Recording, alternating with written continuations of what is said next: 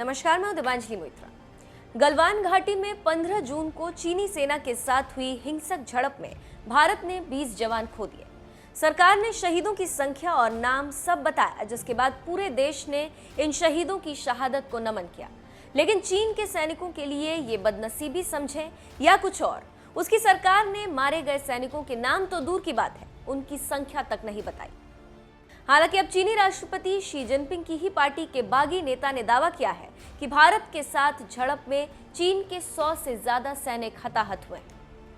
चीन communist party के एक पूर्व नेता के बेटे जियांगली यांग ने दावा किया है कि गलवान घाटी में भारतीय सेना के हाथों 100 से ज्यादा सैनिक मारे गए, लेकिन चीन सरकार जानबूझकर आंकड़ा सार्वजनिक नहीं कर रही। अगर आंकड़ा बता दे तो चीनी राष्ट्रपति शी जिनपिंग के लिए ही मुसीबत हो जाएगी और पार्टी में विद्रोह हो जाएगा।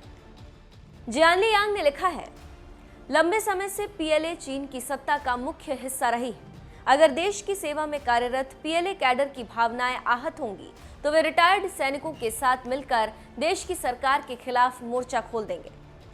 वॉशिंगटन पोस्ट में प्रकाशित लेख में चीनी नेता जियांगली यांग ने लिखा है, बीजिंग को डर है कि अगर वो मान लेगा कि भारत की तुलना में उनके खुद के सैनिक अधिक संख्या में मारे गए हैं तो देश में अशांति फैल सकती है और सीसीपी की सत्ता भी दांव पर लग सकती।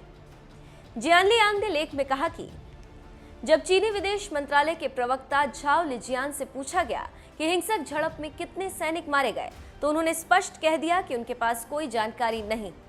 दूसरे दिन जब उन्हें भारतीय मीडिया का हवाला दिया गया जिसमें 40 से अधिक सैनिकों के मारे जाने की बात थी तो उन्होंने इसे गलत जानकारी बताकर अनदेखी की।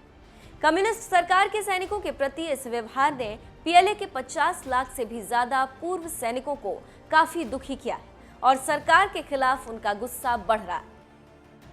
चीनी नेता जियांगली यांग के बयान पर बीजेपी नेता मेजर सुरेंद्र पुनिया ने ट्वीट कर कहा, भारतीय सैनिकों ने गलवान घाटी में चीन के 100 से ज्यादा सैनिकों को मारा था।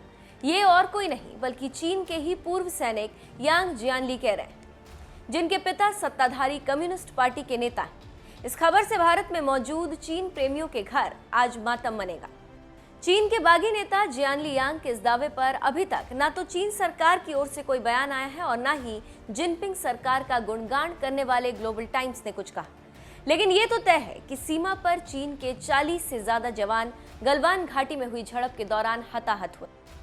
अब चीन भले ही अंतर्राष्ट्रीय बेइज्जती के डर से ना माने, लेकिन चीन सेना के पूर्व मिलिट्री अफसर और कम्युनिस्ट पार्टी के नेता के बेटे जियांगली यांग ने जरूर मान लिया कि गलवान में चीन के 100 से ज्यादा सैनिक हलाक हुए।